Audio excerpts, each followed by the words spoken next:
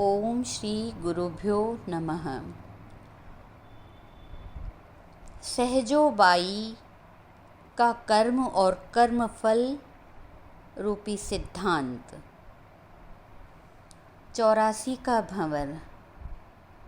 सहजोबाई की वाणी के अनुसार, एक एक बार सबे तुम भय, कहिए कहा बहुत दुख सहे, दुख खे खे कर यह तन पायो, सहजो हरि गुरु बिन गमायो, चरण दास गुरु पूरे पाए, 84 जमदंड छुड़ाए। सहजोबाई कर्मफल में समझाती हैं कि जीव को अपने ही किए कर्मों का फल भोगने के लिए अनेक योनियों में भटकना पड़ता है।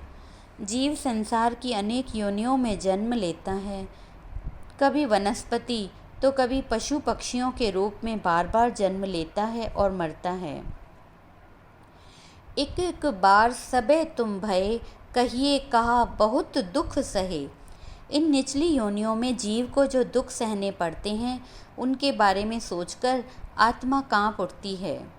वो कहती हैं, विचार करें, बच्चे ही नहीं समझदार लोग भी चलते चलते वृक्षों के पत्ते तोड़ लेते हैं।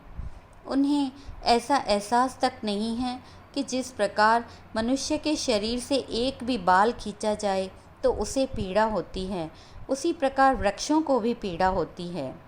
पक्षियों को किस प्रकार निर्दयता से मारा जाता है, ऊंट घोड़े आदि पर कितना भार ढोते हैं और डंडे और चाबुक खाते हैं। बैलों को हल के आगे जोता जाता है। इन मूक पशुओं की हालत कितनी दर्दनाक होती है। भेड़ों, बकरियों, गायों की गर्दनों पर छुरियां चलाकर उन्हें किस प्रकार निर्दयता से मार दिया जाता है। फिर मनुष्य को देखें कि इस योनि में सुख नहीं है। जीव भांति भांति के शारीरिक और मानसिक रोगों से ग्रस्त हैं। गर्मी, सर्दी, बरसात के मौसम में सख्त मेहनत कर रहे मजदूरों की हालत देखें तो दिल कांप जाता है। बीमारी, बुढ़ापे और मृत्यु के संताप का शब्दों में वर्णन कर पाना असंभव है। आश्चर्य और दुख की बात यह है, अज्ञानी जीव 84 की लंबी दुखदायी भटकन के बाद मिले इस दुर्लभ मनुष्य शरीर से लाभ उठाकर आवागमन के चक्कर से मुक्त होने का प्रयत्न नहीं करता। वह किसी पूर्ण महात्मा की संगति नहीं करता और न ही प्रभु भक्ति की ओर ध्यान देता है। परिणाम यह होता है कि वह 84 के भंवर में ही अटका रह जाता है। आगे सहजोबाई कहती हैं, सृष्टि के सभी प्राणी कर्मफल के अधीन हैं। 84 लाख योनियाँ कर्मफल भुगतने के लिए ही हैं। कुछ कर्मों का फल तत्काल मिल जाता है और कुछ ऐसे कर्म हैं जिनका फल अगले जन्मों में भुगतना पड़ता है। पूर्व जन्मों के जिन कर्मों का फल मनुष्य इस जन्म में भोग रहा है, वे प्रारब्ध कर्म कहलाते हैं। प्रारब्ध को भोगता हुआ वह जो नए नए कर्म करता जाता है, वे क्रियमान कर्म कहलाते हैं और पूर्व जन्मों के अनभोगे कर्मों को संचित कर्म कहते हैं। क्रियमान कर्म और संचित कर्म कुल मिलकर अगले जन्म का प्रारब्ध बन जाते हैं। जब तक सब प्रकार के कर्मों का नाश नहीं होता, मनुष्य कर्म और फल तथा आवागमन के बंधन से मुक्त नहीं हो सकता। सहजोबाई उपदेश देती हैं कि मृत्यु लोक से देवलोक तक कर्म और कर्मफल का नियम ही काम कर रहा है। स्वर्ग और वैकुंठ के देवी देवता मनुष्य जन्म में किए श्रेष्ठ कर्मों का फल भोगते हैं।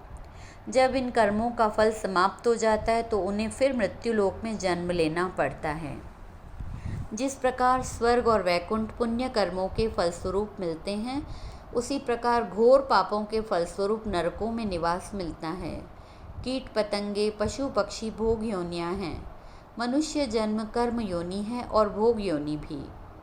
इसमें जीव नए कर्म भी करता है और पूर्व कर्मों का भुगतान भी करता है।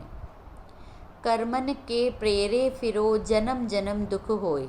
पुनर्जन्म की ऊंची नीची योनियों में जन्म होने का कारण मनुष्य जन्म में किए गए कर्म हैं। आवागमन का कारण भी मनुष्य जन्म में किए गए कर्म हैं। ओम। आगे सहजोबाई कहती हैं कि जीव का अंतिम समय जिस ओर ध्यान होता है उसी के अनुसार उसे अगला जन्म मिलता है। मनुष्य के अंदर जो इच्छा प्रबल होती है उसी से प्रेरित होकर मनुष्य जीवन भर कर्म करता है और वह जैसे कर्म करता है उनका फल भोगने के लिए उन्हीं के अनुसार उसे अगला जन्म मिल जाता है। कर्म फल जो है वो संतान है, कर्म की जननी इच्छा है। जीव जो भी कर्म करता है मन की इच्छाओं की पूर्ति के लिए करता है। इन इच्छाओं को पूरा करने के लिए वह काम, क्रोध, लोभ, मोह, अहंकार के वशीभूत हो जाता है। इच्छाओं की पूर्ति के लिए ही जीव इंद्रियों के भोगों में प्रवृत्त होता है। इस प्रकार इच्छा कर्म को जन्म दे देती है। कर्म फल और आवागमन को जन्म देता है। इच्छा केवल कर्म और उसके फल का ही कारण नहीं है, यह पुनर्जन्म का भी कारण है। जीवन भर किए गए कर्मों के आधार पर अंत समय जीव के मन में कोई एक इच्छा प्रबल हो जाती है। शास्त्रों में उसे संकल्प कहा गया है। संकल्प जीवन भर किए गए कर्मानुसार उत्पन्न होते हैं तथा वे अगले जन्म के स्वरूप का आधार बन जाते हैं। मनुष्य को अगला जन्म उसी रूप में दिया जाता है जिसमें वह अंत समय में उत्पन्न हुए संकल्प या इच्छा को पूरा कर सके। सहजोबाई ने इस तथ्य का विस्तार पूर्वक वर्णन किया है कि एक व्यक्ति आलीशान महल बनवाता है। महल पूरा होते ही उसका अंत समय आ जाता है। उसके मन में यह लालसा रह जाती है कि इतना पैसा खर्च करके इतने परिश्रम से बनवाए महल में रहने का सुख भाग्य में नहीं था। इसके फलस्वरूप अगले जन्म में चूहा बनकर उसी महल में रहने लगता है।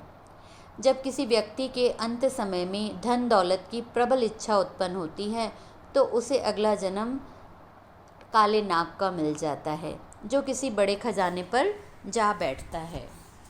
जाकी आस रहे मंदिर में, होकर घूस बसे सो घर में, रहे बासना द्रव्य मंझारा, जन्मे नाग होए पुनिकारा। सहजोबाई समझाती हैं कि जिसके मन में पुत्र की इच्छा रह जाती है उसे सुअरी की निकृष्ट योनि में जन्म दे दिया जाता है। जिसके मन में राजपाट की इच्छा होती है उसे राजद्वार के हाथी का जन्म मिल जाता है, जो सदैव अपने सिर पर मिट्टी डालता रहता है। जो पानी की प्यास लेकर शरीर का त्याग करता है उसे मछली का जन्म मिल जाता है, जो सदैव पानी में रहती है। इसी प्रकार अंत समय में जिसके हृदय में यह इच्छा रह जाती है उसके पास सवारी होनी चाहिए थी, वह माल ढोने वाली गाड़ी को खींचने वाले पशु के रूप में जन्म ले जाता है। जहाँ बासना जित ही जाई, यह मत वेद पुराणन गाई। वेदों में भी जहाँ आस वहाँ वास का सिद्धांत स्वीकार किया गया है। जब तक जीव इच्छाओं का त्याग नहीं करता वह सदा आवागमन के जाल में फंसा रहता है।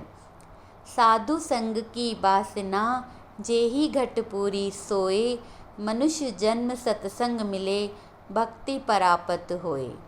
जिस मनुष्य के हृदय में अंतिम समय साधु की संगति की प्रबल इच्छा रह जाती है उसे अगले जन्म में मनुष्य शरीर, सत्संग और प्रभु भक्ति का सौभाग्य प्राप्त हो जाता है। जिसके हृदय में हरि के नाम की चाह बनी रहती है और लोक परलोक की कोई इच्छा उत्पन्न नहीं होती, वह 84 के जाल से मुक्त हो जाता है और उसे फिर यमदूतों की मार नहीं सहन करनी पड़ती। जैसे जल में समुद्र में से उठी लहर फिर समुद्र में समा जाती है, उसी प्रकार वह भाग्यशाली जीव मृत्यु के बाद सदा के लिए प्रभु में समाकर प्रभु का रूप ही बन जाता है। जाकी गुरु में बासना, सो पावे भगवान, सहजो चौथे पद बसे, गावत वेद पुराण। परमेश्वर की वासना, अंत समय मन माही, तन छूटे हरि को मिले, उपजे बिन से नाही।